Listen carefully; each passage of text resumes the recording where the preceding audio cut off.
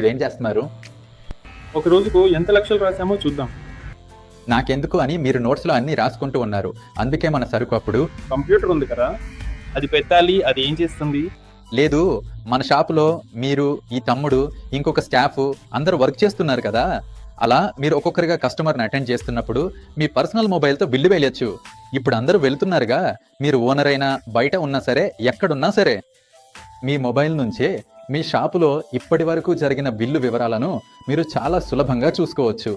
మీ shop యొక్క ఒక రోజు ఆదాయం, ట్యాక్స్, లాభం మరియు మీ లేబర్ ఇన్సెంటివ్ లేదా జీతాల వివరాలన్నీ కూడా మన సరుకు యాప్లో ఒక ఎక్సెల్ రిపోర్ట్గా వస్తాయి. వీటిని మీరు మేనేజ్మెంట్గా ఎంతో సులభంగా చూసుకోవచ్చు. ఉదాహరణకి మీ రెగ్యులర్ కస్టమర్లు అప్పుడప్పుడు అప్పు పెట్టి వెళ్తుంటే వాటిని మన సరుకు యాప్లో మేనేజ్ చేయొచ్చు. తర్వాతిసారి వారు వచ్చినప్పుడు ఆ వివరాలు చూసుకోవచ్చు. మీరు చెప్పినట్టు రోజుకు 70 నుంచి 100 మంది కస్టమర్లు వస్తుంటారు. ప్రతి కస్టమర్ కోసం ఇలా రాస్తుంటే చివరికి లెక్కలు చూసుకోవడం మీకు కష్టమవుతుంది. అందుకే మన సరుకు బిజినెస్ యాప్ వాడండి.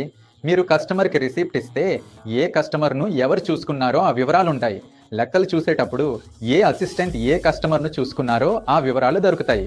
దీనివల్ల మీరు ఆ అసిస్టెంట్కి జీతభత్యాలు సులభంగా ఇవ్వచ్చు. ఇది చాలా ఈజీగా ఉండేది, అసలు పోవడం లేదు.